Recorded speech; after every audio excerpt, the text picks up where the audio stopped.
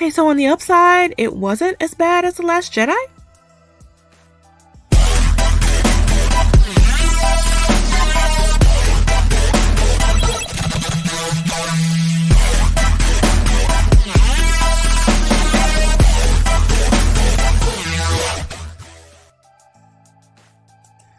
Hey guys, welcome to another episode of Jane Theory. Today we're going to discuss Star Wars: The Rise of Skywalker.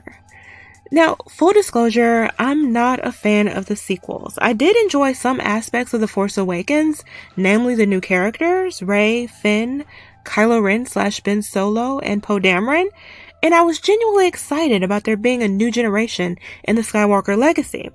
But then came The Last Jedi, and the treatment of all the characters, new and old, felt inexplicably haphazard, jarring even in its divergence from the prior film.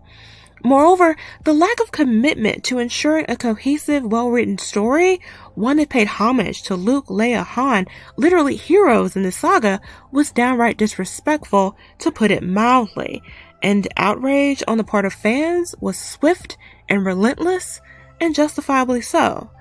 The Rise of Skywalker offers a complete course correct. It's Disney's effort to fix its mistakes, but the manner in which they chose to go about it is at times nearly as insulting. Take, for example, Rey's inadequate and some would argue complete lack of training. Here, she's trained. We're told repeatedly that she's trained and shown that she's trained in an environment similar to Luke's when he was becoming a Jedi. We're also shown that she's trained by Princess Leia, no less. Okay, fine. Until that training was undercut by another character complaining that she's training too much and that she's already the best. Now, it might have gone over better to compliment her progress as a result of her training, to hype up the fact that she's even more focused, more powerful than she was before, especially considering that you later have her pulling an entire ship in midair. Make her the badass you want her to be, not because she's a quintessential Mary Sue, but because of all that she's learned through her training. Growth. We also get a flashback to Leia's own training and a brief backstory from, frankly, what could have been a better film as to how she earned and then gave up her saber.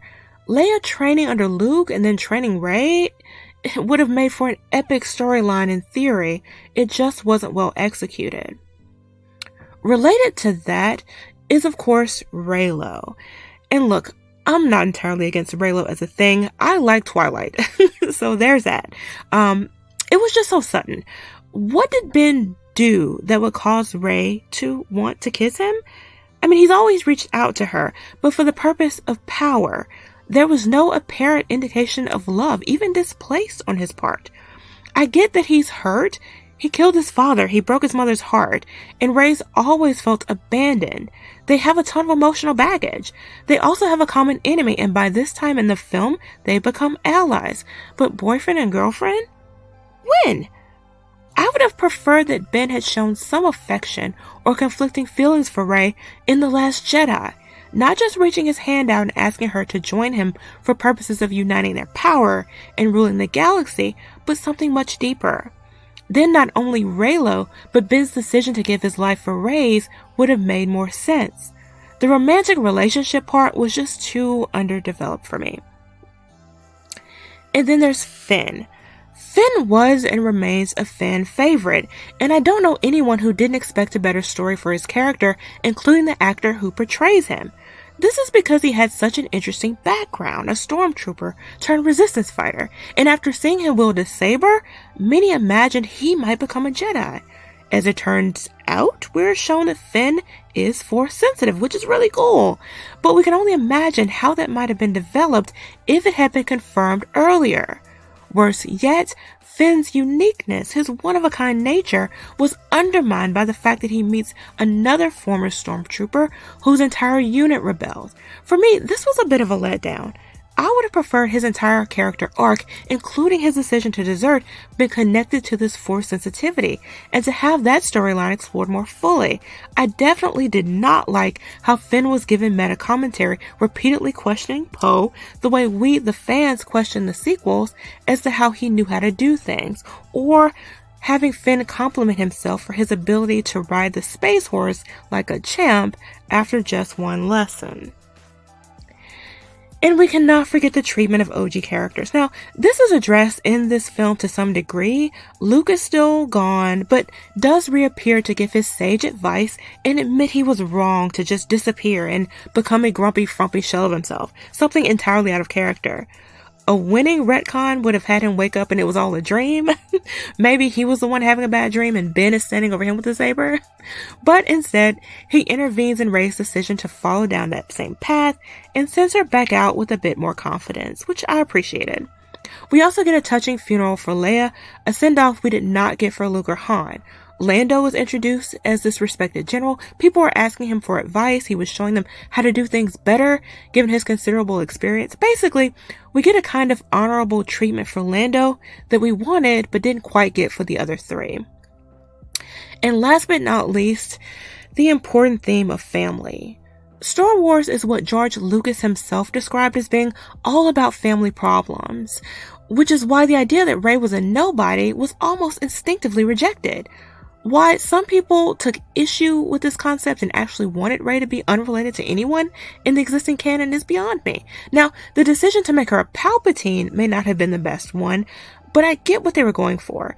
The unnatural abilities of the dark side do not explain why Palpatine is back, nor does having him refer to Ben, the last Skywalker, having to fall like he fell, then climbing out of the hole, explain Palpatine's continued existence. But I get it. I appreciate the effort. I do like the fact that genetics helps justify the supercharged level of force power Rey has. On the other hand, not only does Palpatine's presence undermine the sacrifices of so many others up to this point, it's a slap in the face when Palpatine, of all people, takes the Skywalker name, even if it's in the form of Rey. All in all, the film is not worse than The Last Jedi. If you love all things Star Wars, you will enjoy this film. I mean, the cinematography, the score, the quality of the acting is all top notch, just as one would expect. Daisy Ridley did a fine job as Rey. John Boyega is great as Finn. I love Adam Driver anyway, but I loved him as Kylo Ren / Ben Solo. And Oscar Isaac, a great actor, did a great job as Poe Dameron.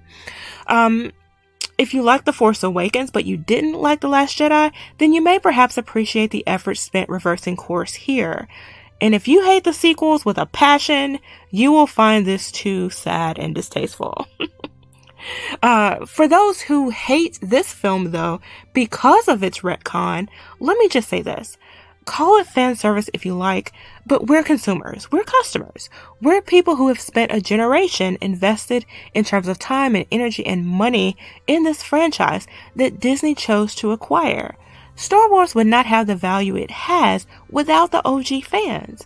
Just like you should let people enjoy things, you should also let people express their dissatisfaction with things they paid for. I think we've more than earned the right to be critical without being called names. And hopefully Disney has learned a lesson from all of this.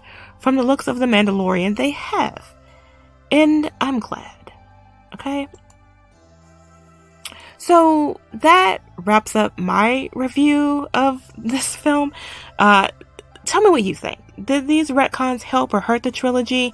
Did you spot any additional retcons you'd like to discuss? Let me know. And don't forget to like, share, and subscribe. I can't wait to see you guys next week. Talk to you then.